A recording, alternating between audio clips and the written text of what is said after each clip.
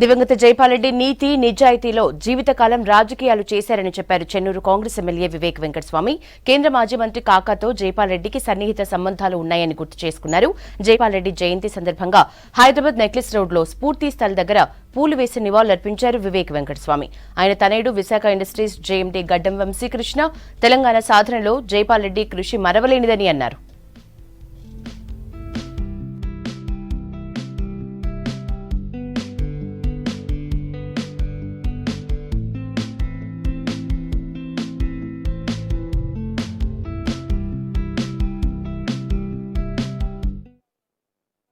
జైపాల్ రెడ్డి గారు వారు జీవితకాలం అంతా కూడా ఒక నీతి నిజాయితీ రాజకీయ నాయకుడిగా పనిచేస్తూ ప్రజలకు న్యాయం చేసేవారు. వారు మా నాన్నగారు వెంకటస్వామి గారితో చాలాసార్లు ఉద్యమాల్లో పాల్గొని తెలంగాణ సాధనలో కూడా కీలకమైన పాత్ర వేశారు. మేము తెలంగాణ ఎంపీస్ అప్పుడు పార్లమెంట్లో నినాదాలు చేసేటప్పుడు వారి సూచనలు తీసుకొని ఎట్లా తెలంగాణ సాధించుకోవాలని ఆ రోజులలో వారింటికి వెళ్ళి రోజు చర్చ చేసి తెలంగాణ ఎట్లనైనా సాధించుకోవాలని అప్పుడు తెలంగాణ కాంగ్రెస్ ఎంపీస్ అందరూ కూడా వారి సూచనలతో పనిచేయడం జరిగింది.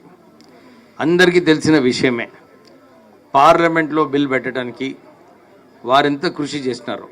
వారు ప్రత్యేకంగా వెళ్ళి మీరా కుమారి గారికి ఈ సూచన ఏదైతే ఉందో పార్లమెంట్లో వాయిస్ ఓట్తో కూడా తెలంగాణ బిల్లు పాస్ చేయవచ్చు అని వారే చొరవ తీసుకొని పోయి సుష్మా స్వరాజ్తోని వారికి నచ్చజెప్పి ఈ వాయిస్ ఓట్తో పాస్ చేసేది అవసరం ఉన్నది, తెలంగాణ ప్రజల ఆకాంక్ష ఉంది, ఈ తెలంగాణ సాధించుకోవడానికి మీరందరూ సహకారపడాలని జైపాల్ రెడ్డి గారు చాలా కృషి చేయడం జరిగింది.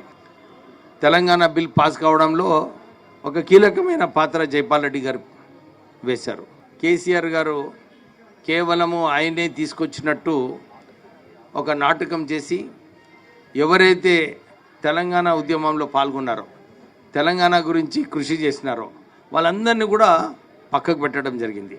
ఇప్పుడు కాంగ్రెస్ ప్రభుత్వం వచ్చింది, రేవంత్ రెడ్డి గారు ముఖ్యమంత్రిగా ఉన్నారు. వారు జైపాల్ రెడ్డి గారు సేవలు ఏదైతే చేసినారో ఈ రాష్ట్రానికి దేశానికి, వారికి ఏదైతే ఇంతకుముందు ఆలోచనతో జైపాల్ రెడ్డి గారికి ఒక మంచి స్థానం కల్పించాలి, ఒక డిస్ట్రిక్టు ఏదో ఒక పెద్ద పేరుతోని జైపాల్ రెడ్డి గారి పేరు ఎప్పుడు కూడా నిలబెట్టేలాగా రేవంత్ రెడ్డి గారు చేయాలని కోరుతున్నాం.